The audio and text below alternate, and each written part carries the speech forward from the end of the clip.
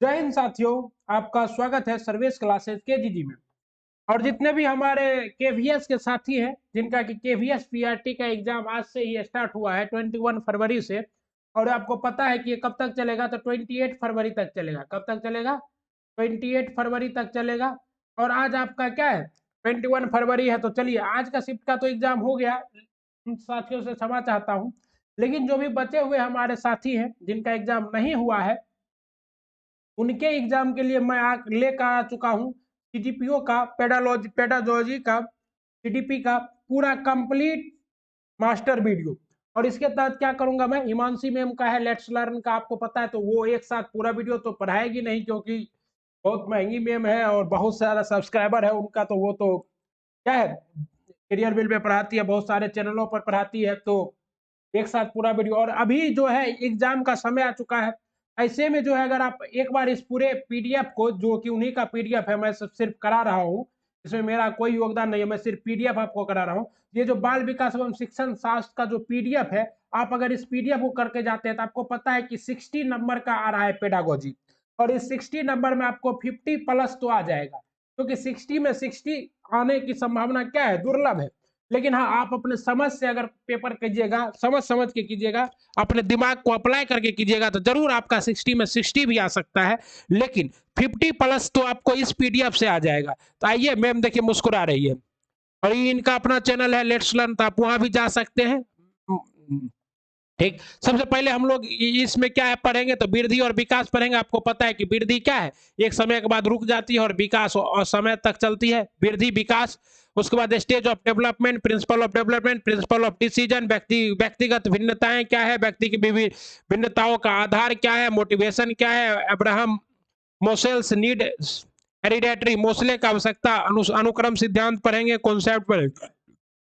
प्याजे का सृजनात्मकता और बुद्धि पर देंगे, प्रतिभाशाली बच्चे, इमोशनल इंटेलिजेंस, बहुबुद्धि का सिद्धांत, त्रिबुद्धि का सिद्धांत, ये सब क्या है, प्याजे का संज्ञानात्मक सिद्धांत, प्याजे कॉग्निटिव थ्योरी, कॉग्निटिव थ्योरी जो कि मोस्ट इंपॉर्टेंट है, 1 नंबर यहाँ से आता है प्याजे के कॉग्निटिव थ्योरी से। 4 एलिमेंट एमएससी। तो आइए स्टार्ट करते, समाजीकरण सारा कुछ है इसमें, भाषा। सबसे पहले बाल विकास एवं शिक्षण शास्त्र फ्री नोट, क्या है, वृद्धि एवं विकास। तो वृद्धि क्या है, तो वृद्धि क्या है, परिपक्व मेच्योरिटी के बाद रुक जाती है। जैसे कोई आदमी का वृद्धि, और वृद्धि दिखाई देता है, और विकास क्या होता है, गौण होता है। विकास ग्रेटर देन है किससे, वृद्धि से। विकास एक ऐसी प्रक्रिया है जो सतत चलती है, कहां से, बॉम टू टॉम, मतलब गर्भ से लेकर कब्र तक, जिसमें गुणात्मक परिवर्तन एवं परिणात्मक मात्रात्मक परिवर्तन दोनों सम्मिलित होते हैं। गुणात्मक परिवर्तन में क्या है, तो कार्यशैली, कार्य क्षमता, मतलब वे टू डूइंग समथिंग, ये भी सम्मिलित है। और क्या है, ability to doing something emotionally understanded. परिणात्मक परिवर्तन में क्या है, तो क्वांटिटेटिव चेंजेज है, height, weight, shape, the development changes are progressive, orderly, sequentially, क्या है, सतत। सतत का अर्थ है लगातार चलना, अर्थात पीछे की अवस्था पर पुनः ध्यान नहीं देना। ठीक है। विकास, मानसिक विकास में क्या होगा, मानसिक पक्ष विकसित होता है, सामाजिक पक्ष होता है, साम्वेक्षिक पक्ष विकसित होता है। विकास क्या है, शारीरिक विकास, ज्ञान संबंधी मानसिक विकास, संज्ञानात्मक विकास जिसको आप लोग कहते हैं कोग्निटिव, सामाजिक विकास, सोशल डेवलपमेंट, और क्या है, साम्वेक विकास। तो विकास कितने, फिजिकल डेवलपमेंट, ये देखिए विकास के क्या है, 4 आयाम है, physical development, emotional development, social development और कॉग्निटिव डेवलपमेंट। ओके।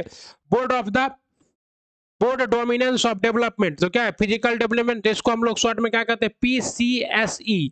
पीसीएसई डेवलपमेंट मतलब फिजिकल, कॉग्निटिव, सोशल और इमोशनल। Okay, cognitive. ओके, अब फिजिकल डेवलपमेंट क्या है साथियों, तो फिजिकल डेवलपमेंट का मतलब है कि बच्चा देखिए पहले गुरक रहा है 4 पैरों पर, उसके बाद बैठना सीखा, चलना सीखा, दौड़ना सीखा और बड़ा हो गया।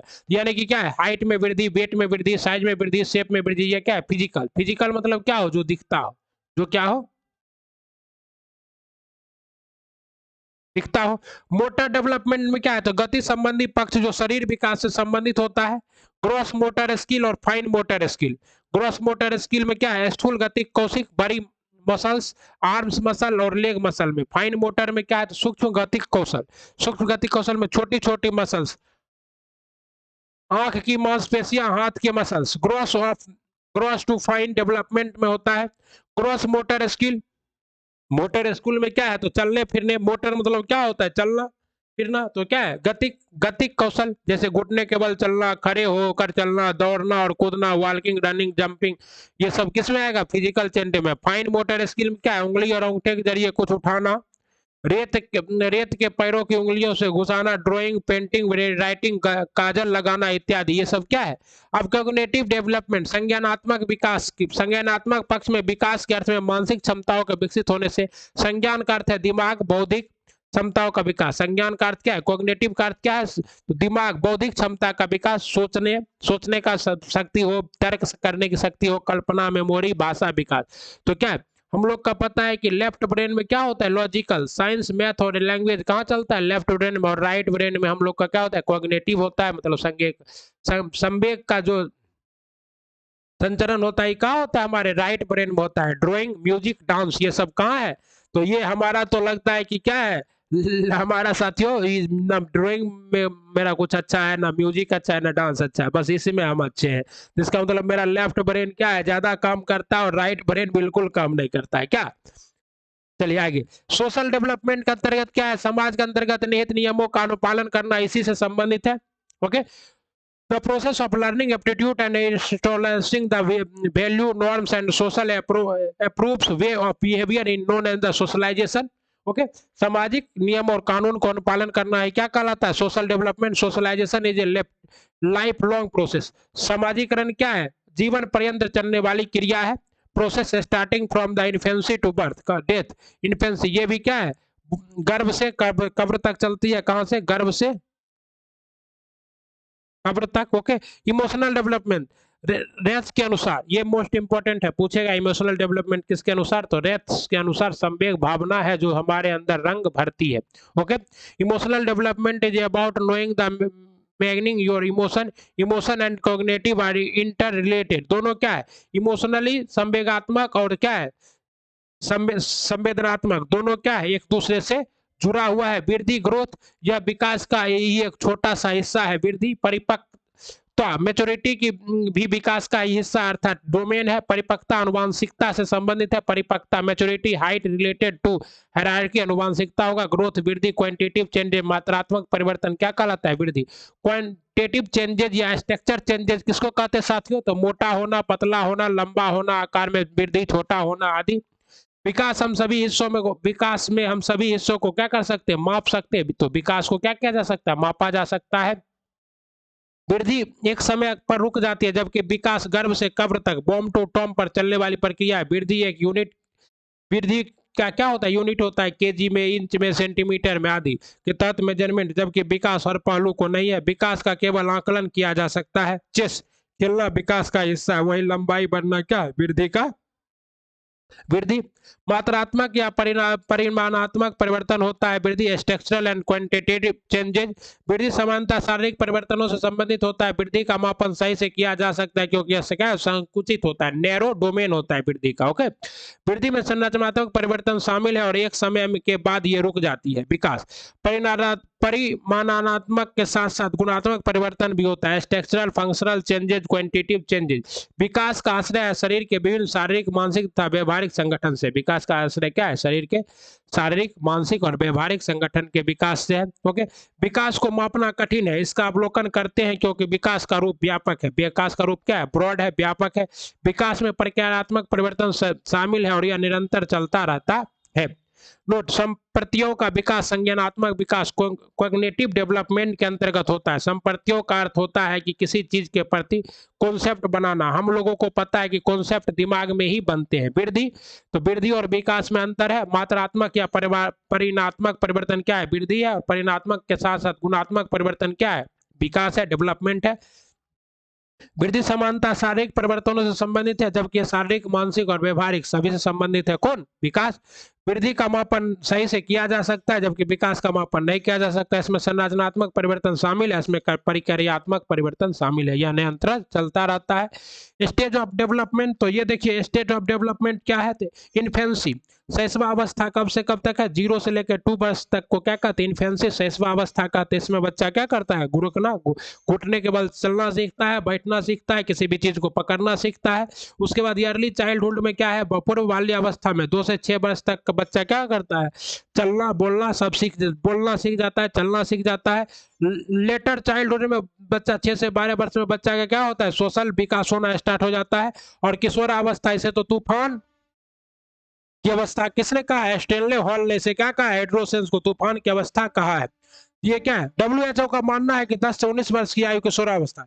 WHO क्या मानता है कि 10 से 19 वर्ष की आयु क्या है, किशोरावस्था है, एडोलेसेंस है। एडोलेसेंस की अवस्था का 10 से 19 है, 10 से 19 है। ओके, कहता है शिशुअवस्था से पहले भी एक अवस्था होती है जिसे पेरेंटल स्टेज, प्रसव पूर्व अवस्था कहते हैं। क्या कहते हैं, पेरेंटल स्टेज कहते हैं। इस अवस्था में बच्चा गर्भ में माँ के पेट में ही होता है। इसका समय अंतराल गर्भधान से जन्म के अर्थात 9 महीने या 10 महीने का दिन, 280 दिन या 40 सप्ताह तक होता है। इस अवस्था का पूर्ण विकास गर्भवती माँ पर निर्भर करता है। अब कहता है शिशुअवस्था, जन्म से 2 वर्ष की अवस्था को क्या कहते हैं, इन्फेंसी कहते हैं। ज्ञानेंद्रियां सेंस से सीखता है, मोटर एक्शन गति क्रिया करके सीखेगा। प्याजे का भी कहना है, प्याजे जी भी ने क्या कहा है, शिशुअवस्था में इन्होंने ज्यादा शोध किया है। कौन, प्याजे। सेंसिटिव पीरियड है, खतरा भरा होता है, सेंसिटिव पीरियड है, खतरा भरा होता है। बच्चा क्या है, किधर भी चला जाएगा, घुड़कते घुड़कते कहीं भी गिर सकता है, तो इसके लिए इसका विशेष ख्याल रखना पड़ता है। फिजिकल डेवलपमेंट और मेंटल डेवलपमेंट फास्ट होता है। फिजिकल और मेंटल डेवलपमेंट क्या होता है, इस अवस्था में तेजी से होता है। किसमें, शिशुअवस्था में। अब अगला है पूर्व बाल्यावस्था, अर्ली चाइल्डहुड। 2 से 6 वर्ष तक के काल को क्या कहते हैं, अर्ली चाइल्डहुड। इसको हम लोग दूसरी भाषा में कहते हैं toy age, play age. Erik Erikson ने इसे क्या कहा है, टॉय एज या प्ले एज क्या है। तो क्वेश्चन आएगा कि एरिक एरिक्सन के अनुसार टॉय एज या प्ले एज क्या है, तो बाल्यावस्था क्या है, बाल्यावस्था। एरिक एरिक्सन के अनुसार टॉय एज या प्ले एज क्या है, एरिक एरिक्सन के अनुसार पूर्व बाल्यावस्था। फास्टर लैंग्वेज डेवलपमेंट, इस समय बच्चा क्या करता है, भाषा को तेजी से सीखता है। ओके, जो भी इसका मातृभाषा है, ठीक। और क्या है, इन यूनिट नकल करके सीखना। आप दाढ़ी बना रहे हैं, अगर पापा दाढ़ी बना रहे तो बच्चा भी दाढ़ी बनाने लगता है। भाषा विकास के पूर्व बाल्यावस्था, sensitive, critical, faster language development, संवेदनशील, फिजिकल डेवलपमेंट क्या होता है, faster after birth. Socialisation also rapid, socialisation भी बहुत तेजी से होता है। किसमें, पूर्व बाल्यावस्था में। बच्चा समझ जाता है कि कौन चाचा है, कौन अंकल है, कौन अपना पर अच्छा चाहता है, कौन बुरा।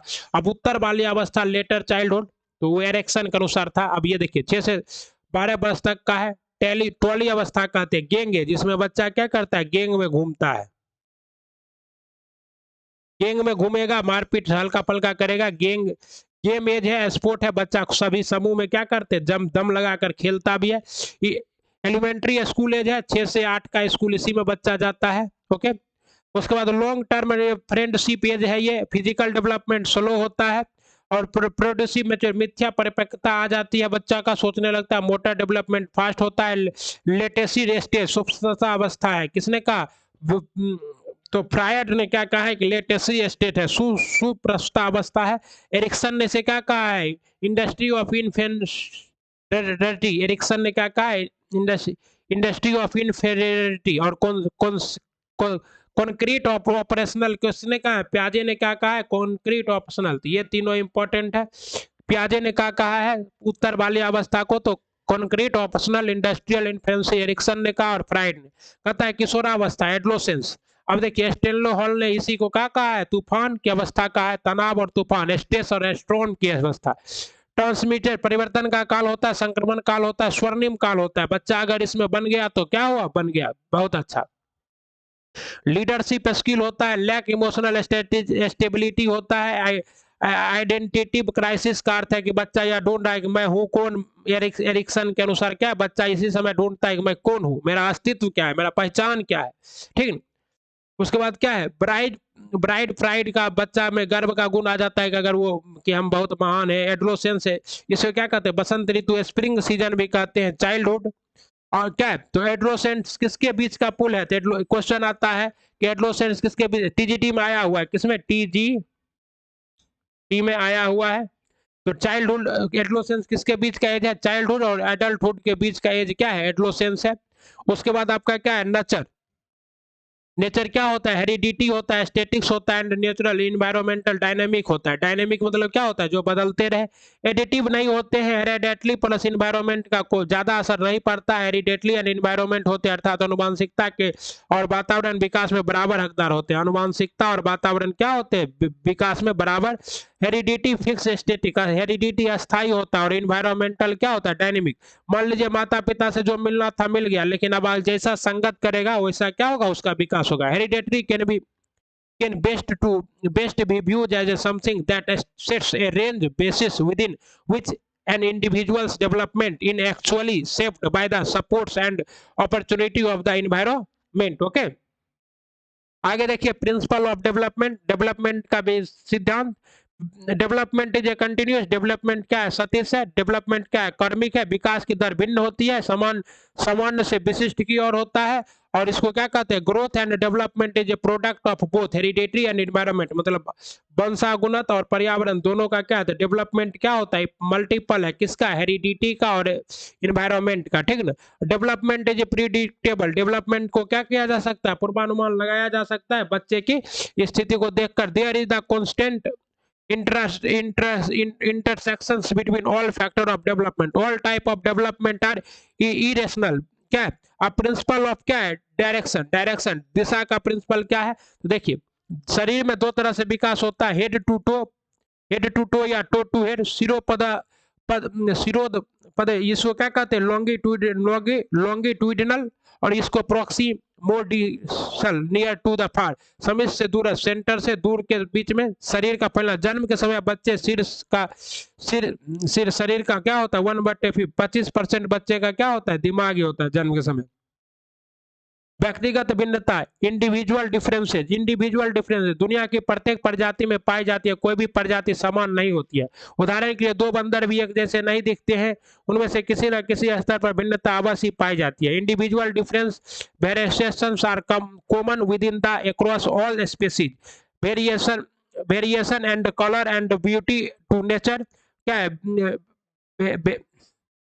Variability is a fact of nature, ये क्या है, विविधता क्या है, नेचर का, प्रकृति का नियम है। और individual are no expression of this, क्या है, repeat individuals difference and don't laughs and other, क्या कहता है, दूसरे रिस्पेक्ट कीजिए इंडिविजुअल डिफरेंस का। कोई काला है, कोई गोरा है, कोई अच्छा है, कोई नाटा है, कोई भूटा है। तो सापेक्षता का सिद्धांत आइंस्टीन का भी यही कहता है कि कोई सुंदर इसलिए है क्योंकि कोई क्या है, ग्रुप है।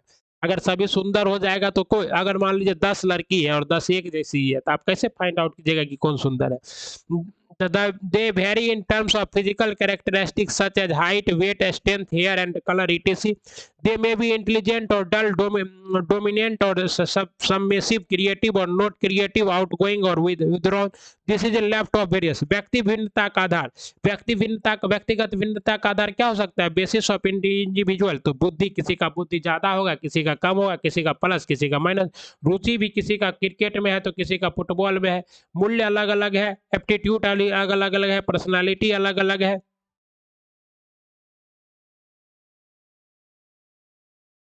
चलिए नोट, विद्यालय में यूनिफॉर्म आवश्यक है, परंतु एक शिक्षक के लिए टीचिंग टेक्निक में यूनिफॉर्म अर्थात एक समान होना आवश्यक नहीं है, क्योंकि प्रत्येक बच्चे के पास अपनी अलग अलग अभिरुचि होती है। इसलिए बच्चे की अभिरुचि के आधार पर एक शिक्षक को टीचिंग टेक्निक फॉलो करना चाहिए। ये नहीं है कि एक ही टेक्निक द्वारा सारे बच्चे ज्ञान। अब क्या है, बच्चे, टीचर को डायनेमिक होना चाहिए। बच्चे विद्यालय में जरूर क्या करेंगे, ड्रेस पहन के आएंगे, लेकिन टीचर डायनेमिक होना चाहिए, क्योंकि वो क्या करे। अब शिक्षक के लिए क्या है, तो यूनिफॉर्म इंस्ट्रक्शन है, एक रूप अनुदेश नहीं देना है सभी को। इन्हें सब बच्चा को एक के ढाला में, एक के साचा में सबको साचना चाहिएगा तो नहीं होगा। कोई बदमाश होता है, कोई अच्छा होता है, कोई पढ़ने वाला होता है, कोई नहीं पढ़ने। विभेदी अनुदेशन करना है। यदि बच्चे का ग्रुप बनाए तो विभेदी अनुदेशन का प्रयोग होना चाहिए। होमोजेनियस नहीं, हेट्रोजीनियस बनाए। क्या बनाए, हेट्रोजीनियस, होमोजीनियस नहीं। होमो मींस क्या होता है, सेम, तो सेम नहीं बनाना है। हेट्रो मतलब क्या है, डिफरेंट बनाना है, ठीक। अतः सेम एबिलिटी वाले एक ग्रुप में रख सकते हैं, नहीं रख सकते हैं। से अलग अलग एक ग्रुप में क्या करना है, सभी गुण वाले बच्चे को रखना है। मिक्स ग्रुप बनाना है ताकि वो ग्रुप क्या कर सके, सारा काम क्या कर सके, सारा काम कर सके। ओके, अब इंडिविजुअल डिफरेंस में क्या है, इनहेरिटेड अनुवांशिक और एक्वायर्ड अर्जित। मान लीजिए अनुवांशिक तो होता ही है कि कोई आदमी फिजिकली पिता माता पिता मान लीजिए शाहरुख खान का बच्चा है तो स्मार्ट होगा है, और किसान का बच्चा है तो थोड़ा कम स्मार्ट होगा। मेंटल, टेम्परामेंटल, और क्या है अर्जित के, अर्जित क्या कर सकते हैं, अर्जित सोशल, जो समाज में रहता है, जो फिल्म इंडस्ट्री के आसपास रहता है, फिल्मी में इंटरेस्ट हो जाएगा। जो कलाकार के घर में है उसका कल्चर, जो पढ़ा लिखा IAS PCS के घर में होता है उसका एजुकेशनल में इंटरेस्ट हो जाता है। जो मान लीजिए इमोशनल है तो emotional. Motivation, motivation is a process that influence the direction, prestation and vigor of a goal directed behavior। Motivation क्या है, अभिप्रेरण क्या है, तो अभिप्रेरण है कि आपको जो है क्या करता है, ये अपने आपके गोल के तरफ आगे ले जाने में, तेजी तेजी आगे ले जाने में मदद करता है। मोटिवेशन अभिप्रेरण दो तरह के होते हैं, कौन सा, एक होता है इंटरनल आंतरिक, और एक होता है एक्सटेंसिव या एक्सटर्नल बाय। इंटरनल में क्या होता है, लोकस ऑफ कंट्रोल, आंतरिक अपने ऊपर कंट्रोल, और लोकस ऑफ कंट्रोल एक्सटर्नल अंत आत्मा से। इंटरनल है लोभ की दृष्टि से, जैसे कि अब अभी आप लोग KBS का लिए ये वीडियो देख रहे हैं, जिसका मतलब क्या है कि आपका KBS में नौकरी लग जाएगा तो जल्दी से शादी हो जाएगा, अच्छा सैलरी मिलेगा, बिहार सरकार से ज्यादा पैसा मिलेगा, या फिर किसी भी स्टेट गवर्नमेंट के टीचर से ज्यादा पैसा मिलेगा KBS में, ठीक है। तो आपका अमेरिकी वैज्ञानिक BF स्क्रीनर ने, किसने, BF स्कीनर का अभिप्रेरण के संबंध में मानना है कि मोटिवेशन नेशनल हाईवे की तरह होता है, जितना अच्छा मोटिवेशन होगा सक्सेस रेट क्या होगा उतना ही अच्छा होगा। तो मतलब पढ़ोगे तो टीचर बनोगे, और टीचर बनोगे तो जल्दी से सब कुछ मिलेगा और अच्छा भी मिलेगा।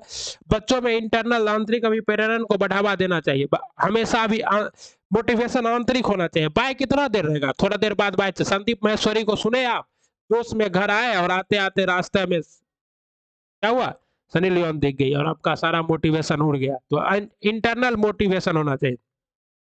अभिप्रेरण का चक्र, साइकिल ऑफ मोटिवेशन, NDA और GAR। नीड आवश्यकता क्या है, तो रिडक्शन ऑफ अराउजल, उत्तेजना की कमी करना है, ड्राइव प्रनोद करना है, एरोजल उत्तेजना को लाना है, उपलब्धि। यहाँ से देखिए दिशा निर्देशित व्यवहार क्या है, दिशा निर्देशित व्यवहार, तो ऐसे आप जा सकते हैं, उपलब्धि हासिल कीजिएगा, उत्तेजना में कमी लाइएगा, आवश्यकता खोजिएगा, प्रनोद कीजिएगा, उत्तेजना। ये क्या है, चलते रहता है। मध्याह्न भोजन की शुरुआत कब से हुई, मिड डे मील की शुरुआत 1995 से हुई। क्वेश्चन आता है कि मिड डे मील की शुरुआत कब से हुई, 1995 से हुई, ठीक ना। फिजिकल नीड, शारीरिक आवश्यकताएं, सर्वाइवल नीड, अस्तित्व की जरूरत, और तो फिजिकल नीड में क्या है, और सर अस्तित्व की जरूरत, फूड वाटर और शेल्टर, ये तो क्या है सभी का अस्तित्व का जरूरत है।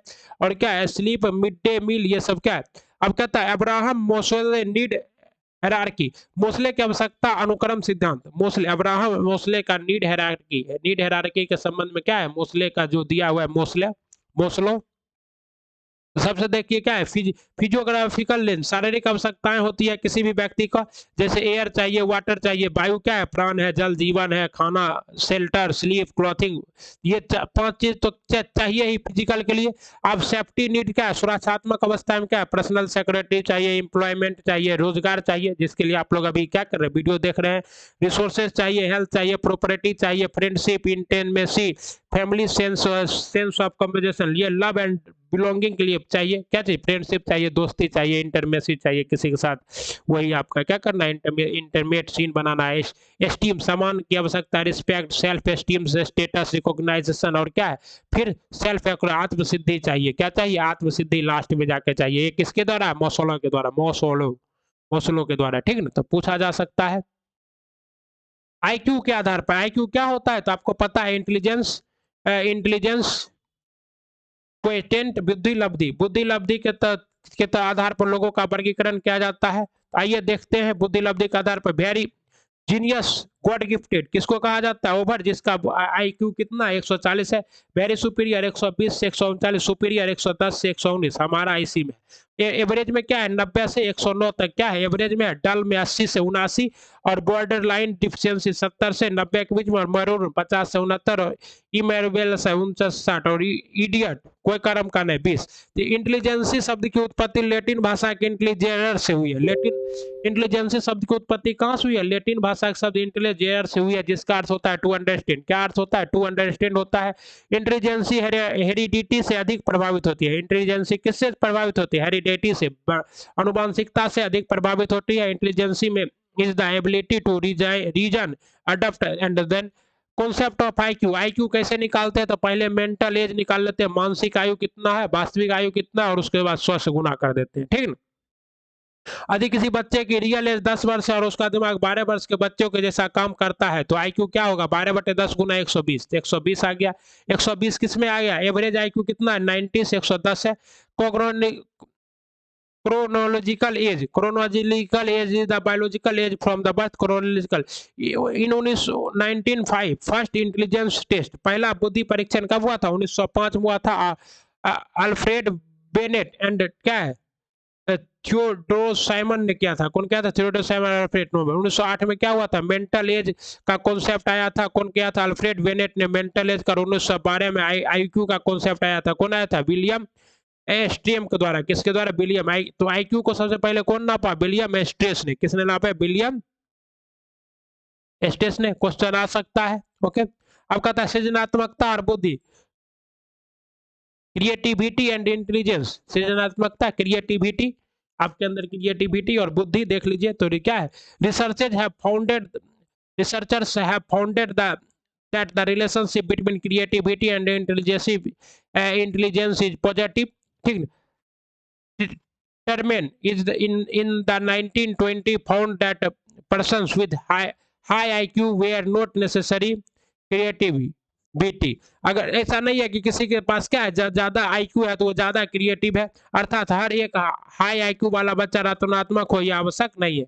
हर एक क्या है, हाई आईक्यू वाला बच्चा रचनात्मक हो, यह आवश्यक नहीं है। क्रिएटिविटी के तत्व क्या है, एलिमेंट क्या है? तो सबसे पहले फ्लुएंसी, धारा प्रवाह है, फ्लेक्सिबिलिटी, लचीलापन है, और ओरिजिनल है, और क्या है? ओरिजिनल, मौलिकता, और एम्बोलोरेशन, विस्तार, क्या है?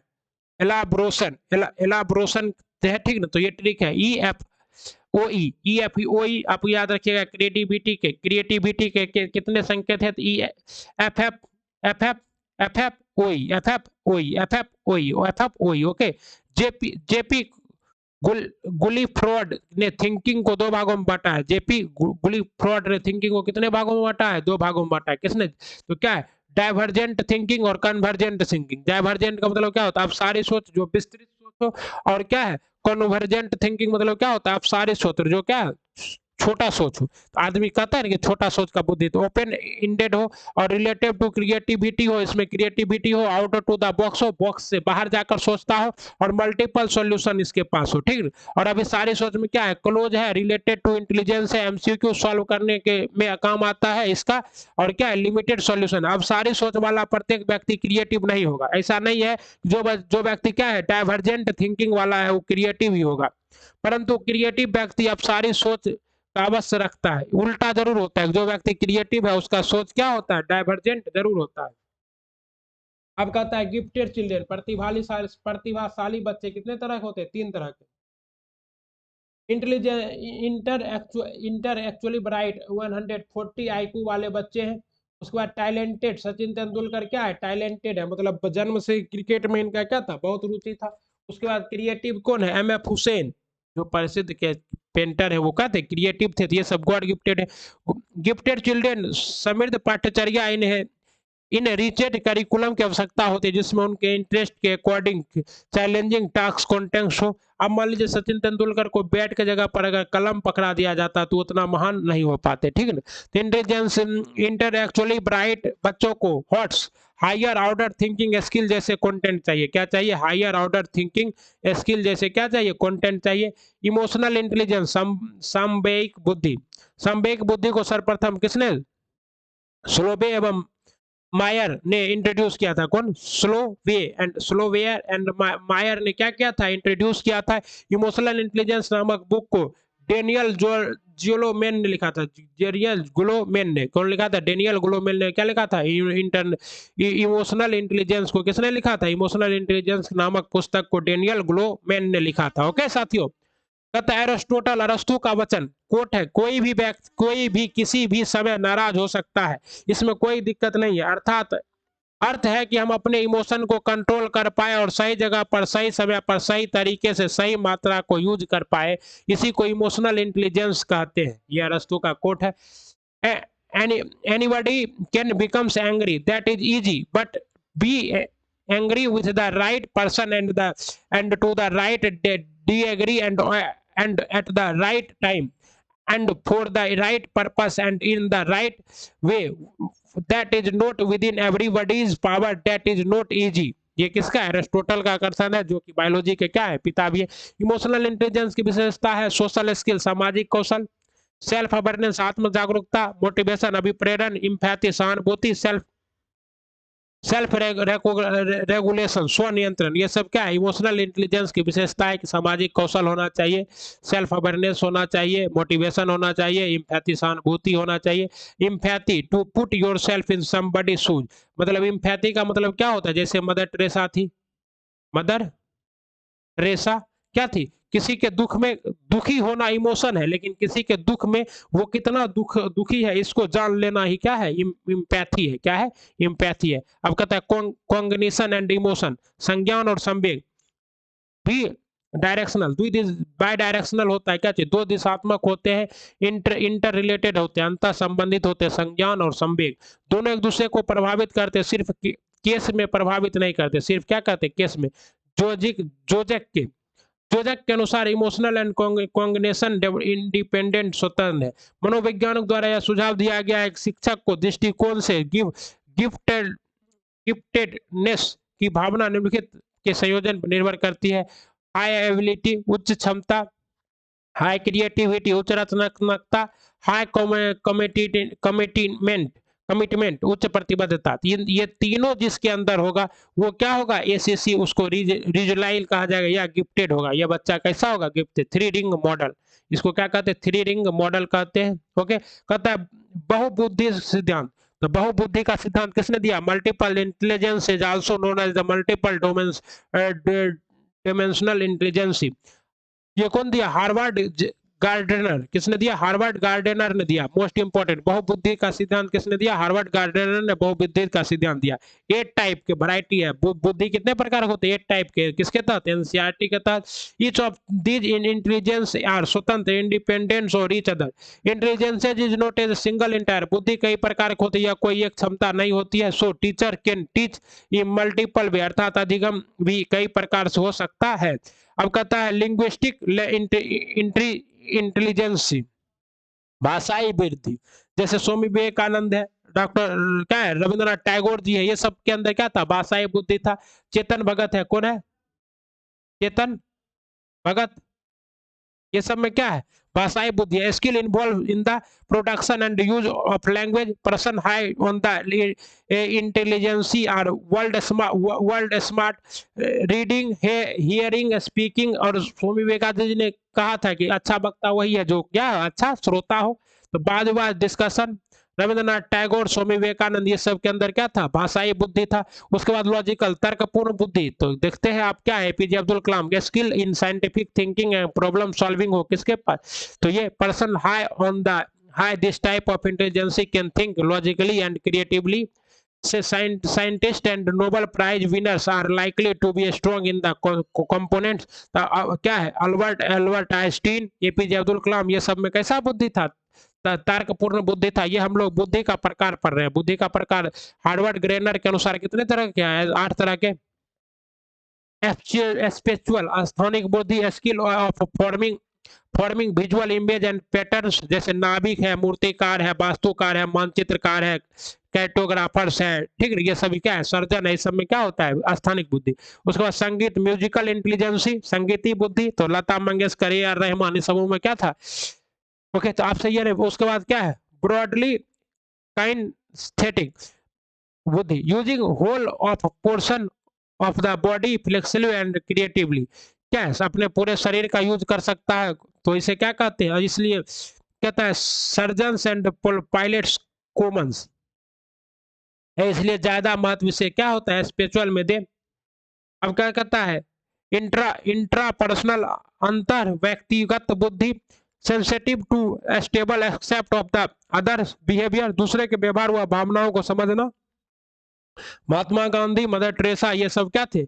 ऐसे थे जो कि क्या थे? Psychological counsellor, politician, social workers and religious leader are likely to be process high interpersonal intelligence. Okay, अब अगला है अंत व्यक्तिगत बुद्धि। अंत व्यक्तिगत बुद्धि का मतलब क्या है? आदमी के अंदर का आत्म चेतना का विकास हो जाना, जैसे कि महात्मा बुद्ध। ओके, और क्या है? संदीप माहेश्वरी, सिद्ध गुरु, सदगुरु, ये सब क्या है? उसके बाद प्राकृतिक बुद्धि है, जैसे राजेंद्र प्रसाद, राजेंद्र सिंह हो गए जूलॉजिस्ट, और समीर, जो समीर जुब्बा सानी पक्षी अभ्यारण है, वो सभी हो गया। Sensitive to future of the nature food, तो ये प्राकृतिक बुद्धि है। ओके, त्रिबुद्धि सिद्धांत किसने दिया था? तो विलियम स्टेनबर्ग ने। किसने दिया था? विलियम स्टेनबर्ग ने त्रिबुद्धि सिद्धांत दिया था। मोस्ट इंपोर्टेंट है, त्रिबुद्धि सिद्धांत किसने दिया था? विलियम स्टेनबर्ग का प्रतिपादन किया था। P for practical, C for creative, A for analytical. तो कैसा होना चाहिए त्रिबुद्धि सिद्धांत में? विश्लेषणात्मक, प्रैक्टिकल, प्रायोगिक और रचनात्मक। ये त्रिबुद्धि सिद्धांत किसने दिया था? तो विलियम स्टेनबर्ग ने। किसने त्रिबुद्धि सिद्धांत किसने दिया था? विलियम स्टेनबर्ग ने दिया था। ओके, कहता है विश्लेषणात्मक, think abstractly and process information effectively. Experiential, रचनात्मक, सॉरी एक्सपेरिमेंटल, तो formulated new idea to combine similarly underlies. उसके बाद क्या है? प्रायोगिक, प्रयोग करके देखना है। अब कहता है ल्यूस थ्रोस्टोन, ल्यूस थ्रोस्टोन के अनुसार क्या है? 7 प्राइमरी मेंटल एबिलिटी है। कितना? 7 प्राइमरी मेंटल एबिलिटी है। Group factory theory, the 7 factor, 7 are independent of each other. स्थानिक क्षमता, अवधारणा क्षमता, संख्यात्मक क्षमता, भाषा समझने की क्षमता, भाषा बोलने संबंधी क्षमता, स्मृति और तर्क शक्ति। ये सभी क्या है? ल्यूस थंडरस्टोन के अनुसार क्या है? ओके, प्याजे का संज्ञानात्मक सिद्धांत, जीन प्याजे के संज्ञानात्मक सिद्धांत में कॉग्निटिव डेवलपमेंट, संज्ञानात्मक विकास में बौद्धिक विकास है। उसके बाद क्या है? प्याजे वाज द स्विस फिजियोथेरेपिस्ट। प्याजे कहाँ के थे? तो प्याजे हमारे स्विट्जरलैंड के क्या थे? एक मनोवैज्ञानिक थे। इन्होंने बच्चे के सक्रिय व निर्माता, एक्टिव काउंसलेटर कहा है। एक्टिव काउंसलेटर, बिल्डर ऑफ नॉलेज, ज्ञान का सक्रिय निर्माता कहा है। किसने? प्याजे ने। बच्चे ने क्या है? नन्हे वैज्ञानिक है। प्याजे ने कहा कि बच्चे नन्हे वैज्ञानिक है। सिग्मा मेंटल स्टेट्स, इन्होंने कहा था बच्चे एक्टिविटी द्वारा अपने संज्ञान का समझ निर्माण कर जारी रखते। बच्चे क्या करते? एक्टिविटी द्वारा, मतलब करके ज्यादा सीखता है। क्या करके? करके ज्यादा सीखता है। प्याजे क्या थे? रचनावादी थे। प्याजे क्या थे? कंस्ट्रक्टिव थे। प्याजे का सिद्धांत हमें बताता है कि बच्चा एक मानसिक संज्ञानात्मक संरचना के साथ पैदा हुआ है, जो 14 या 15 साल की उम्र में अधिकतम विकास प्राप्त करता है। प्याजे के संज्ञानात्मक या बौद्धिक विकास को 4 स्टेज में बांटा गया है। कोलेक्टिव मोनोलोग, सामूहिक एकालाप दिया 3 से 5 वर्ष। प्याजे के अनुसार विकास का विकास क्या है? एक और सतत प्रक्रिया है। Development is a discontinuous. अब प्याजे के अनुसार क्या है? एलिमेंट्स क्या है? तो पहले मेचुरेशन, परिपक्वता, उसके बाद एक्सपीरियंस, अनुभव, उसके बाद सोशल इंटरेक्शन, सामाजिक अंतःक्रिया, और इक्विबलेशन, संतुलन। प्रोसेस ऑफ इक्विबलेशन, संतुलन किसके तरह होता है? संतुलन 2 तरह से होता है, एक अनुकूलन से, एक संगठन एडेप्टेशन, एक ऑर्गेनाइजेशन से। एडेप्टेशन किसके तरह होता है? आत्मसात से, समायोजन से। हम लोग कैसे अनुकूलन करते? समायोजन से। ठंडा आया तो गर्म कपड़ा पहन लिया, गर्म ही आया तो ठंडा कपड़ा पहन लिया, या पंखा में रह गए। लेकिन आत्मसात हम लोग नहीं करते। आत्मसात कौन करता है? साधु लोग क्या करते हैं? आत्मसात करते, बर्फ पड़ रहा है और क्या कर रहे हैं? केदारनाथ में तपस्या पर लीन है। ओके, कहता है प्रोसेस ऑफ एडेप्टेशन, अनुकूलन की प्रक्रिया क्या है? तो अनुकूलन की प्रक्रिया है जोड़ना या आत्मसात करना, संतुलन स्थापित करना या नई स्थिति में चले जाना, या संतुलन में, समायोजन में, अकोमोडेशन में। क्या देखिए, इंफॉर्मेशन को एग्जैक्टिंग स्कीम में ऐड करना। एकोमोडेशन मतलब क्या होता है? अपने इंफॉर्मेशन में एडजस्ट या मैनिपुलेट, मॉडिफाई करना। प्याजे के अनुसार संज्ञात्मक विकास की 4 अवस्थाएं: संवेदी, पेशीय अवस्था, सेंसरी मोटर स्टेज 0 से 2 वर्ष, पूर्व संज्ञानात्मक अवस्था, प्री ऑप्शनल स्टेज 2 से 7 वर्ष, उसके बाद मूर्त संज्ञानात्मक अवस्था 7 से 11 वर्ष। मूर्त मतलब क्या होता है? बच्चा देख के ज्यादा सीख रहा होता है। औपचारिक संज्ञानात्मक अवस्था 11 से 15 वर्ष। ये क्या है? प्याजे के पियाजे के अनुसार संज्ञानात्मक कॉग्निटिव डेवलपमेंट की 4 अवस्थाएं हैं। तो पहला अवस्था क्या है? सेंसरी मोटर स्टेज 0 से 2 वर्ष, उसके बाद प्री ऑप्शनल स्टेज 2 से 7 वर्ष, कंस्ट्रिक्ट ऑप्शनल स्टेज 7 से 11 वर्ष और फॉर्मल ऑप्शनल स्टेज 11 से 15 वर्ष। सेंसरी मोटर स्टेज में देख लेते हैं तो इसमें गंतव्य अवस्था आ जाता है, बच्चा एक जगह दूसरी जगह इंद्रियात्मक अवस्था आ जाता है, संवेदी पेशी अवस्था आ जाता है, जन्म से 2 वर्ष की आयु तक वस्तु स्थायित्व आ जाता है, बच्चा विलंबित अनुकरण आ जाता है, लक्षण निर्देशित व्यवहार आ जाता है, बच्चे की इंद्रियां ही शिक्षक होते हैं। इस अवस्था में बच्चा क्या करता है? देखता है, सुनता है, अपनी 5 ज्ञान इंद्रियों का उपयोग करता है। इस अवस्था में बच्चा हाथ हुआ आंखों से सोचता है, अर्थात अपनी ज्ञान इंद्रियों से दुनिया की समझ विकसित करता है। Think with eyes, hand and years. Pre optional stage क्या है? तो 2 से 7 वर्ष की अवस्था, जैसे एक 2 बर्तन है, देख लीजिए, ये खड़ा है, ये पड़ा हुआ है, अब इसमें ज्यादा पानी है या ज्यादा दूध है, लेकिन बच्चा क्या सोचेगा? इस जो खड़ा है इसमें ज्यादा है। इसे क्या कहते हैं? प्री ऑप्शनल स्टेज, पूर्व संज्ञानात्मक अवस्था। लैक लॉजिक, तर्क शक्ति की क्या होती है? कमी होती है। ओके। लैक ऑफ रिवर्सिबिलिटी, पानी बर्फ बन सकता है और बर्फ पानी बन सकता है। ना समझ, एनीमिशिया, निर्जीव सजीव का समझ ज्यादा नहीं होता है। एकोस्टेशन, इस अवस्था में बच्चे को लगता है कि जैसा मैं सोचता हूँ वैसा पूरा दुनिया सोचती है। सिंबॉलिक थ्रूज, लैंग्वेज ज्ञान, ABCD कोखो का ज्ञान आ जाता है बच्चे को। लैक ऑफ कंजर्वेशन, संरक्षण, बच्चों को ऐसा एहसास होगा कि विकट ए में ज्यादा पानी है जबकि बीकर बे में। और क्या है? केंद्रीकरण है।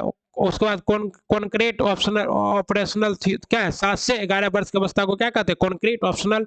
मूर्त संज्ञानात्मक अवस्था क्या कहते हैं? मूर्त संज्ञानात्मक अवस्था, मूर्त मतलब कॉन्क्रीट चीजों के प्रति लॉजिक, तर्क शक्ति का ज्ञान हो जाता है, वस्तुओं को वर्गीकरण सीख जाता है, त्रिभुज, वृत्त, आयत, कलर, शेप, साइज सब पहचानने लगता है, वस्तुओं का संरक्षण सीख जाता है, अचीव कर। उसके बाद रिवर्सिबिलिटी का ज्ञान होता है, वस्तुओं को सजाना, बढ़ाते घटते क्रम में सीख जाता है, विकेंद्रीकरण हो जाता है बच्चे। CSS क्या है? CCS ट्रिक याद रखिएगा, कंजर्वेशन, क्लासिफिकेशन एंड श्री सीख जाता है। फॉर्मल ऑपरेशनल स्टेज 11 से 15 वर्ष तक।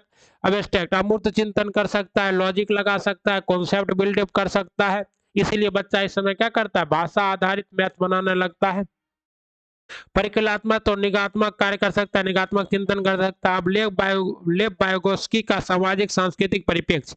ये लेव वाइगोत्स्की कहाँ के वैज्ञानिक थे? तो रूसी वैज्ञानिक थे। पियाजे कहाँ के वैज्ञानिक थे? स्विट्जरलैंड के।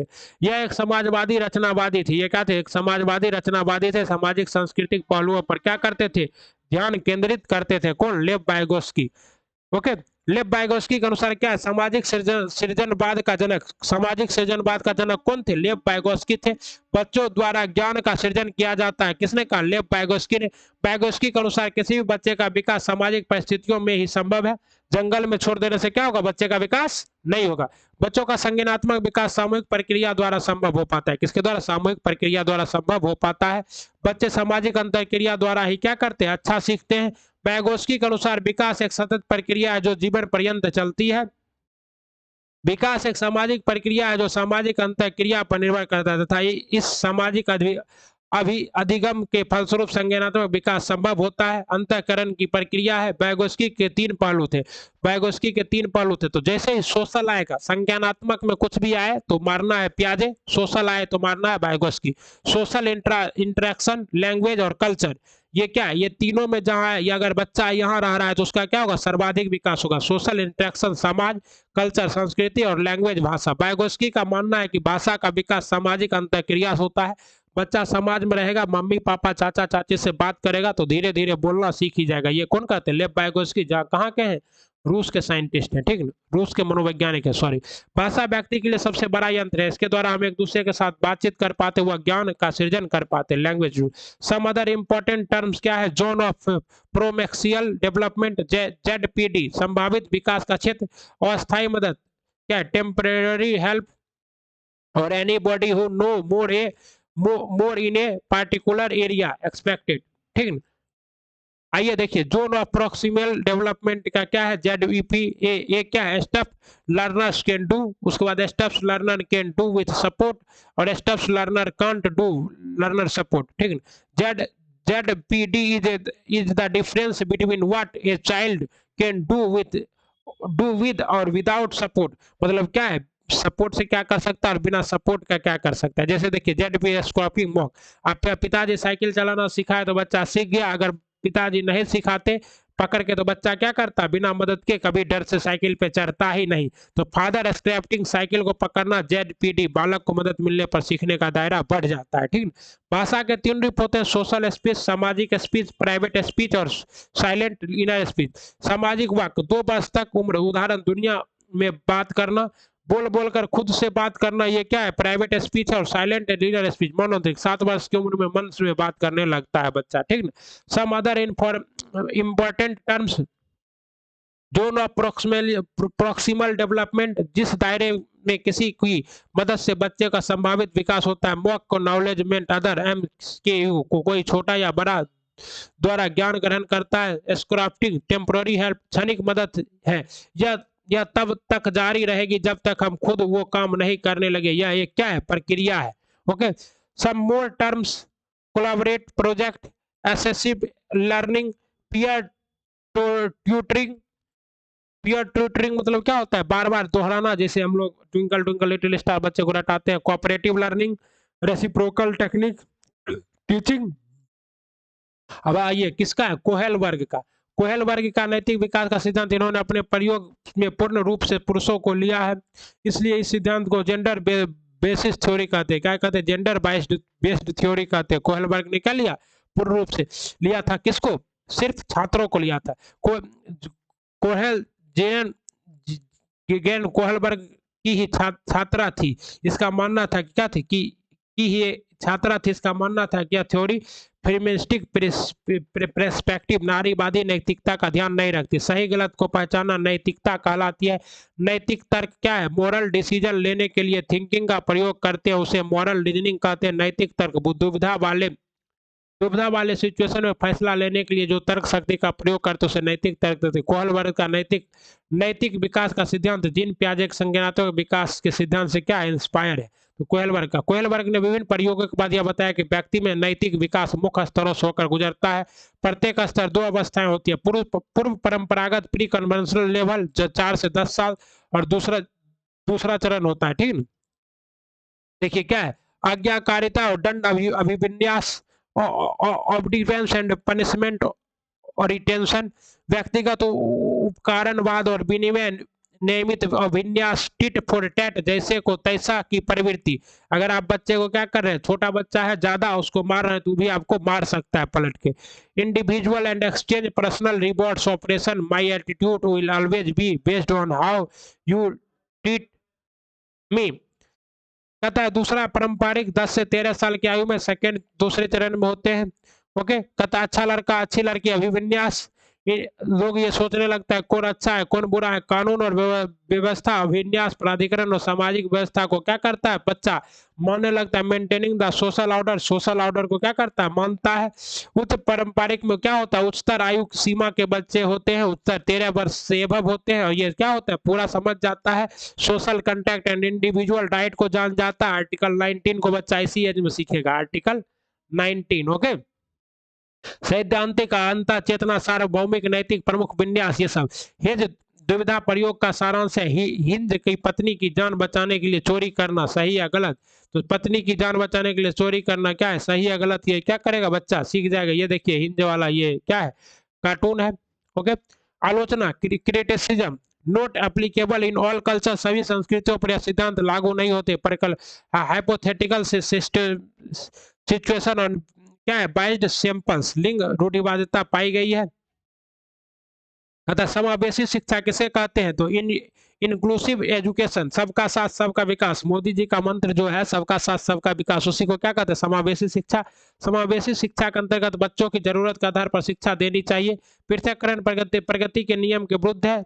ओके, संयुक्त राष्ट्र संघ ने 1993 में सभी को समान अवसर द्वारा सभी वंचित को शिक्षित करने के सभी राज्यों को आवश्यक दायित्व सौंपा गया है, जिसके अंतर्गत सभी वंचित वर्ग शारीरिक रूप से अक्षम, अंधत्व, बधिर, विकलांग, बौद्धिक स्तर पर वंचित, संवेदी, मांसपेशियां स्थिर या अन्य विकलांग, भाषी, बोली, कामगार, जातिगत समूह, धार्मिक अल्पसंख्यक, स्त्री पुरुष भेदभाव को दूर करके सर्वजन को संपूर्ण विकास हेतु शिक्षा का प्रावधान है। संविधान के 86वें संविधान संशोधन के द्वारा भारत में 6 से 14 वर्ष तक के आयु के बच्चे को निःशुल्क शिक्षा का अक्षमता के प्रकार, डिसेबिलिटी के टाइप, क्या टाइप ऑफ डिसेबिलिटी, दृष्टि अक्षमता, श्रवण अक्षमता, मानसिक अक्षमता, गामक अक्षमता, अधिगम अधिगम और क्षमता के प्रकार, डिक्लेसिया। डिक्लेसिया का मतलब क्या? डिक्लेसिया एक व्यापक शब्द है जिसका अर्थ है संबंध पठन विकार से, जैसे पढ़ने में कठिनाई, ई को क में विभेद नहीं कर पाता है, so saw and was, nuclear and un nuclear में अंतर नहीं समझ पाता है, लेटर रिवर्स कर देना, पढ़ना इत्यादि। जब पढ़ने में कठिनाई होती है तो लिखने में भी त्रुटि हो सकती है, इसे क्या कहते हैं? डिक्लेसिया। तो डिस्लेक्सिया का मतलब समझ जाइएगा कि पढ़ने से दिक्कत होगा। उसके बाद ओपेक्सिया क्या है?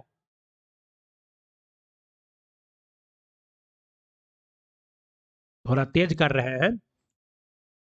प्रेक्सिया यह एक ऐसा शारीरिक विकार है जिसके कारण व्यक्ति मांसपेशियों के संचालन से संबंध सूक्ष्म गतिक कौशल जैसे लिखना, चलने, टहलने, बोलने निपुण, तो यह मस्तिष्क के सेरिब्रम में क्षति के कारण उत्पन्न होता है। क्या चीज?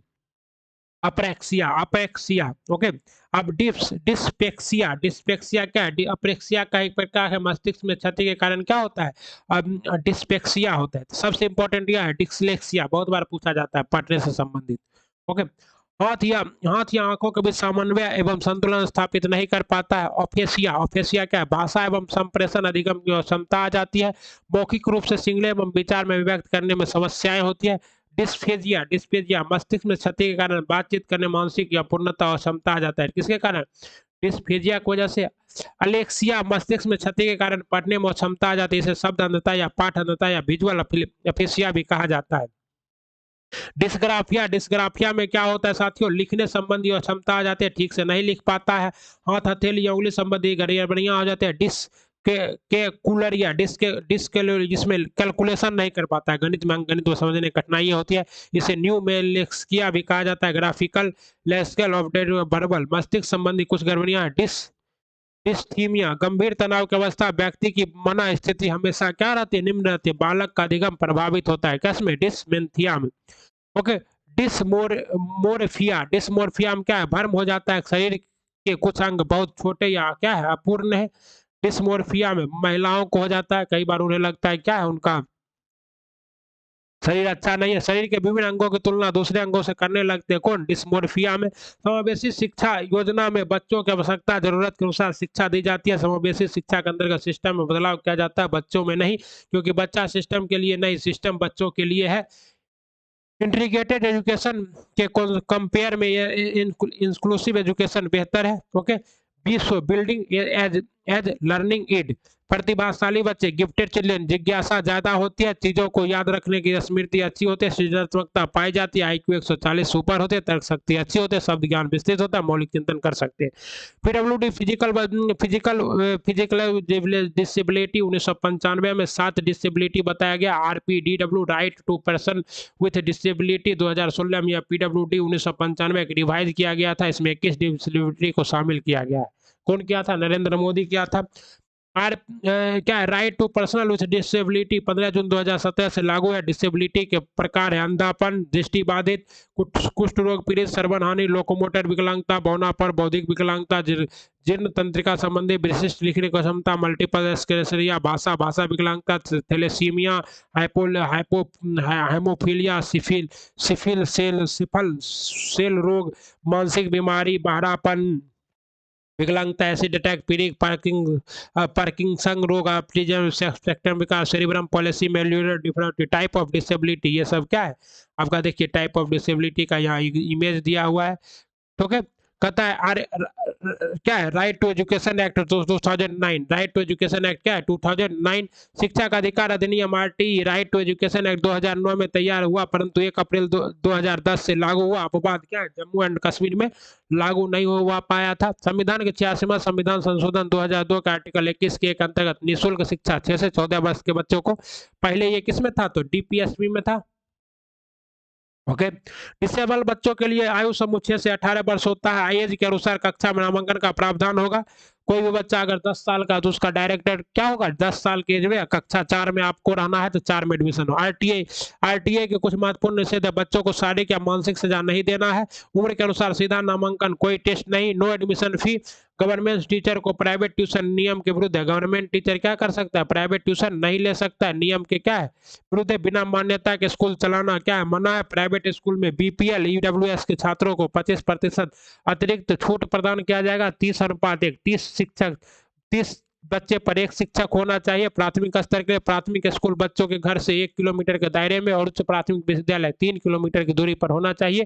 कक्षा 1 से 5 में एक वर्ष में कम से कम 200 वर्किंग डेज पर विद्यालय खुलना चाहिए और कक्षा 6 से 8 में 220 वर्किंग डे होना चाहिए।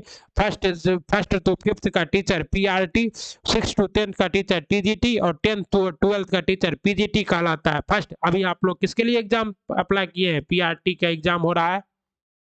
Okay, first to fifth primary school 30:1 का 35-30 पर एक टीचर होगा। 6 टू 8 में 35 पर एक होगा। सेकेंडरी में क्या होगा, स्कूल के हिसाब से होगा। सेकेंडरी 1 से कक्षा 5 तक के कम से कम 800 घंटे पढ़ाई होनी चाहिए। कक्षा 6 से 8 1000 घंटे। और क्या, एक शिक्षक को एक सप्ताह में 45 आवर्स काम करना है। कितना, 45 आवर्स काम करना है। शिक्षण सामग्री प्रिपेयर के समय अभी सम्मिलित है। Above 150 children 5 teacher 1 head teacher, 150 बच्चे से अधिक पे 5 गो टीचर होगा और एगो क्या होगा, हेड टीचर होगा। राष्ट्रीय पाठ्यचर्या की रूपरेखा 2005 एनसीएफ 2005 एनसीएफ 2005 में 1 of the 4 NCF publish, 4 NCF publish हुआ है 1975, 1998, 2000 और 2005। और अभी 2021 वाला क्या है, नई शिक्षा नीति 2020 वाला अभी लागू भी हो रहा है। आज उसके लिए क्या किया गया है, 0 से लेकर 3 वर्ष के बच्चे के लिए करिकुलम दे दिया गया। एनसीएफ 2005 के अनुसार स्कूली शिक्षा पाठ्य पुस्तक केंद्रित न होकर बाल केंद्रित होगी। एनसीएफ 2005 के अनुसार संविधान के 8वीं अनुसूची में दी गई 22 भाषाओं में शिक्षा देनी होगी। एनसीएफ 2005 के अनुसार प्रोफेसर यशपाल की अध्यक्षता में हुआ था। किसके, जैसे एनसीएफ 2020 किसके, के कस्तूरी रंगन की अध्यक्षता में हुआ है।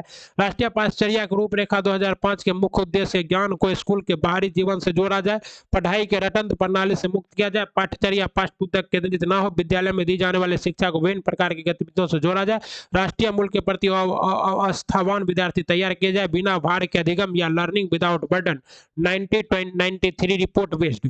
एनसीएफ 2005 की विधियां है, करके सीखना, लर्निंग बाय डूइंग, ठीक, निरीक्षण विधि, inspection method, test method, groups learning, mixed method.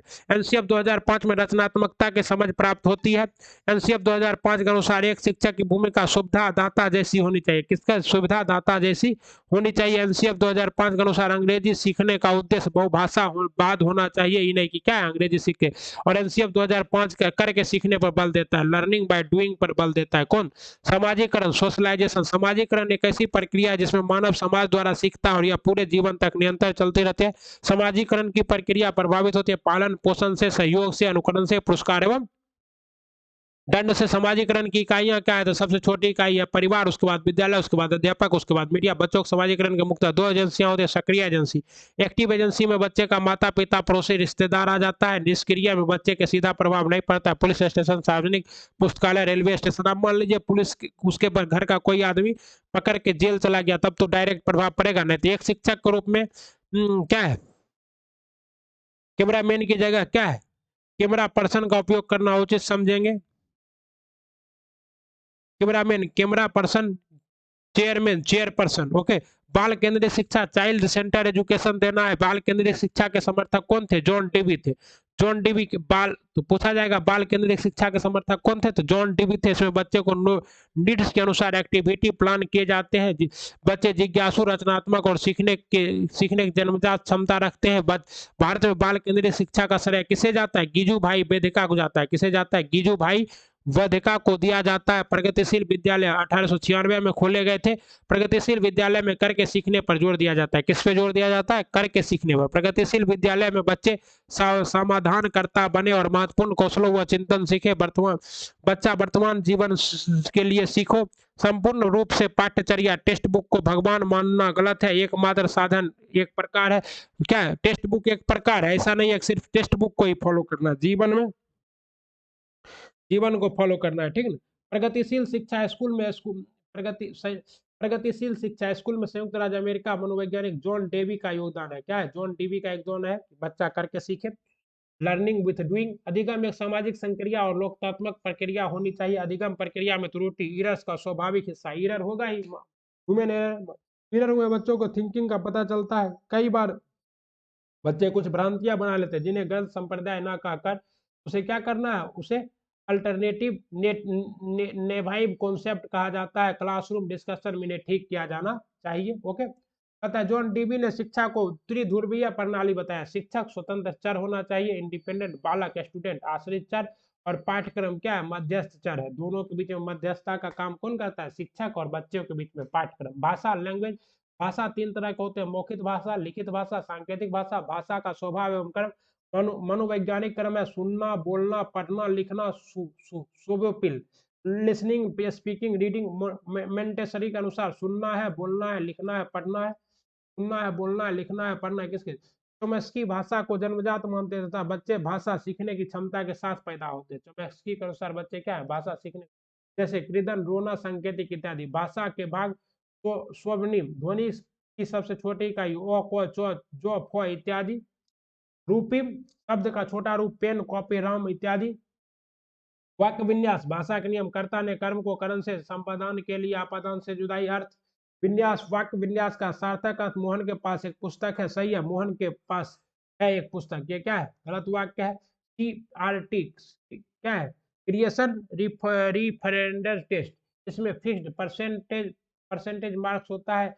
Example 33%, 12 में 60%, सीटेट में।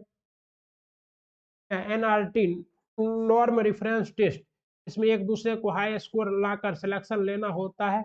एग्जाम्पल KBS, DP, DSSB, सब में क्या करना पड़ेगा आपको, हाई स्कोर लाइएगा तभी आपका क्या होगा, टीचिंग में जॉब लगेगा। पोर्टफोलियो, पोर्टफोलियो एक प्रकार की फाइल होती है जिसमें किसी व्यक्ति या बालक के जीवन के सभी क्षेत्रों का क्रमबद्ध जानकारी एकत्रित करके रखी जाती है। यानी किसी बालक की किसी उपलब्धि है या कमी, इसकी जानकारी पोर्टफोलियो में संचित रहती है। जेंडर रिंग, जेंडर एक सामाजिक संरचना है।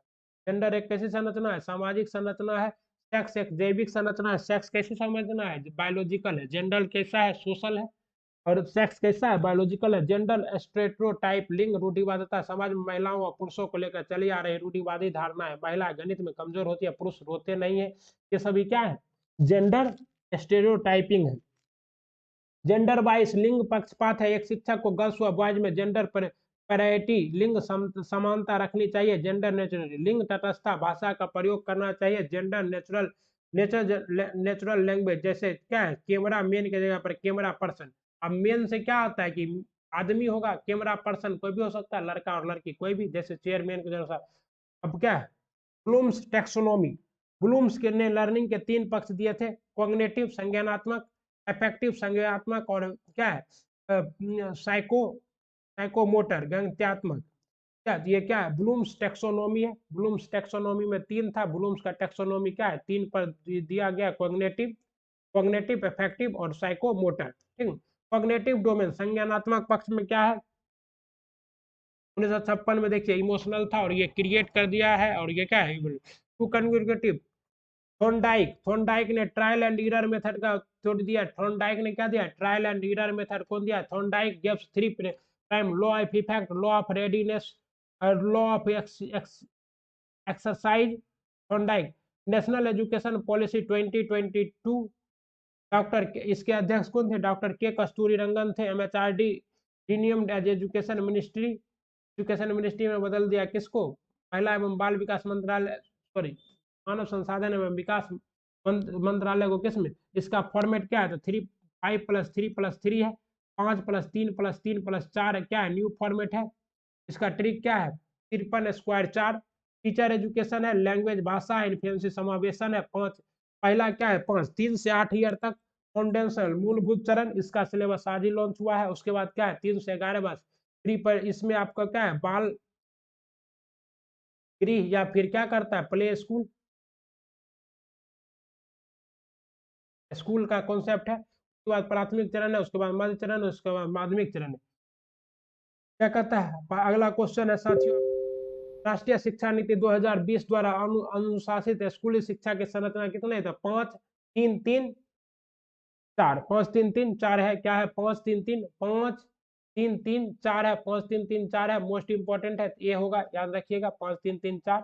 ओके, बता ही दिए है कि पहले 3 वर्ष तक बच्चा क्या करेगा, आंगनबाड़ी में जाएगा, 2 वर्ष में 1 to 6 के भाषा के स्तर पे ज्ञान पालेगा, नंबर का ज्ञान पालेगा, अंक का ज्ञान पालेगा, खेल खेल में सिखाना है। उसके बाद फिर क्लास 3 to 5 जाएगा, फिर 6 to 8, और फिर क्या होगा 8 से आगे जाएगा, ठीक ना, सेकेंडरी स्टेज में। Okay, self assessment, teacher assessment, peer concept 360 degree में। अगला प्रश्न है, राष्ट्रीय शिक्षा नीति एनपीसी 2020 में आकलन के संदर्भ में निम्नलिखित में से संदर्भ में विद्यार्थियों के लिए किस प्रकार का प्रगति पत्र प्रस्तावित किया गया है? 360 डिग्री बहुआयामी प्रगति पत्र, ठीक ना। Ministry of educational, government of India, शिक्षा एग्जामिनेशन असेसमेंट रिफॉर्म, क्या है, नेशनल एजुकेशन पॉलिसी 2020, क्या है इसका, क्या है, परख, परख के द्वारा किया जाएगा। ओके, अगला क्वेश्चन देख लीजिए क्या कहता है, शिक्षा परख hostel progress.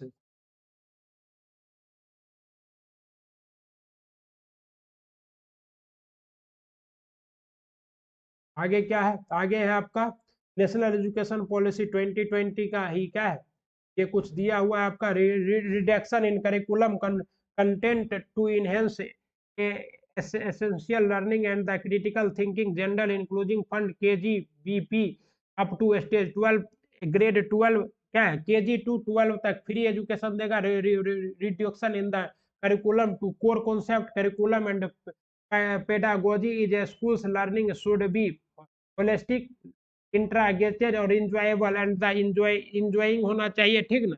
Full quality of inclusion, gender identity हो जाए, सोशियो कल्चर आइडेंटिटी होना चाहिए, जोग्राफिकल आइडेंटिटी होना चाहिए, डिसेबिलिटी के साथ पढ़ाना है, सोशियो इकोनॉमिकल कंसेप्ट। उसके बाद on the language, no language being impose, कोई भी लैंग्वेज उस पर थोपा नहीं जाएगा बचपन में, मदर टंग में पढ़ाया जाएगा, ग्रेड 5 तक Sanskrit as an option, optional as all level, Sanskrit क्या होगा, ऑप्शनल होगा हमेशा के लिए।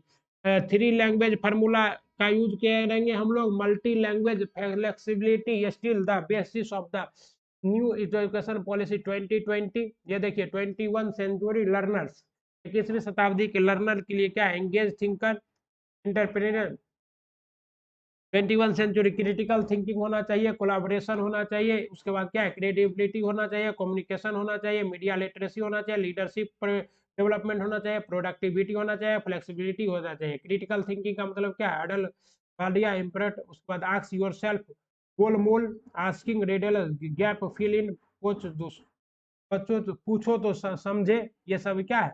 अब क्या, इनोवेशन होना चाहिए, प्रोजेक्ट बेस्ड लर्निंग होना चाहिए, वर्चुअल रियलिटी होना चाहिए, to enough let the free give the break, collaboration, उसके बाद कम्युनिकेशन, उसके बाद ICT literacy, information literacy, media literacy, ITC information and technology के द्वारा पढ़ाई आना है, PPT पर पढ़ाई है, डिजाइन ऐप के द्वारा, website PPT, know how teaching, lap copy, flexibility and adaptability, difference uses to household items make up a new game classroom। अगला क्या है, राष्ट्रीय शिक्षा नीति 2022 में प्रस्तावित बदलाव है। तो प्रस्तावित बदलाव क्या है, मानकीकरण से लचीलापन, standardisation to flexibility, standardisation to flexibility. Okay, अब क्या है, मेटा कॉग्निशन, प्रासंज्ञान, ये 2 शब्द से बना है, मेटा और कॉग्निशन। मेटा, मेटा मतलब क्या होता है, बियॉन्ड, परा, और कॉग्निशन का मतलब क्या होता है, संज्ञान। तो क्या है, प्रासंज्ञान यानी संज्ञान के परे सोच पाना, प्लान कर पाना, मूल्यांकन कर पाना, क्या कहलाता है, मेटा कॉग्निशन कहलाता है। Thinking about thinking, awareness about awareness, metacognition. Metacognition cycle में क्या है, देखिए, अप्लाई स्ट्रेटेजी, रिएक्ट रिफ्लेक्ट करना है, असेसमेंट द टास्क करना है, एवेल्युएट सीरीज एंड वीकनेस पर ध्यान देना है, प्लान द अप्रोच करना है, awareness and understanding of one own thought process. Four important point of metacognition, plan और organize, monitor your own work, direct your learning, self reflection. Okay, अगला सवाल है, स्वयं के को ज्ञात होने का ज्ञान या जागरूकता क्या दर्शाती है, स्वयं को ज्ञात होने का ज्ञान या जागरूकता क्या दर्शाती है, तो मेटा कॉग्निशन आदि संज्ञान को दर्शाती है। निम्न में से समूलाचनात्मक चिंतन में क्या शामिल है, तो संज्ञानात्मक चिंतन में क्या शामिल, परासंज्ञान शामिल है, विश्लेषण शामिल है, मनन शामिल है, यानी कि 1 2 3 सभी शामिल है। तो जागरूकता एवं संज्ञानात्मक क्षमताओं का नियंत्रण, जैसे योजना बनाना, समीक्षा करना और संशोधन करना इत्यादि डैश में अंतर्निहित है, इत्यादि संज्ञान बोध में मेटा कॉग्निशन में स्थित है। प्रासंज्ञान या अधिसंज्ञान क्या है? तो प्रासंज्ञान मेटा कॉग्निशन या फिर क्या है, ये दोनों एक ही है। इसका किसमें समझ में, अपनी खुद की सोच के बारे में सोचने की प्रतिक्रिया क्या है? मेटा कॉग्निशन है। आपका की पॉइंट आप अपना नीचे की पॉइंट बना लीजिए। आज आपका क्या हो गया, हमने पूरा जितना भी हिमांशी मैम का ले करा दिया है, पेडालॉजी, सीडीपी, ठीक है। आप इसको देखिए, आपके एग्जाम में जरूर मदद करेगा। जय हिंद, जय भारत साथियों। पढ़ते रहिए, बढ़ते रहिए। मोस्ट इम्पोर्टेंट ये जितने भी थे कराया गया है, यहाँ से आपको 10-20 प्रश्न तो आराम से आ जाएगा। Child development and pedology, CDP, बाल विकास एवं शिक्षण संस्था, आपको पूरा डिटेल कराया गया है। आप लोग इसको क्या कीजिए, पूरा देखिए, एंजॉय कीजिए। चलिए पढ़ते रहिए, बढ़ते रहिए। आप लोगों का एग्जाम अच्छा जाए। बेस्ट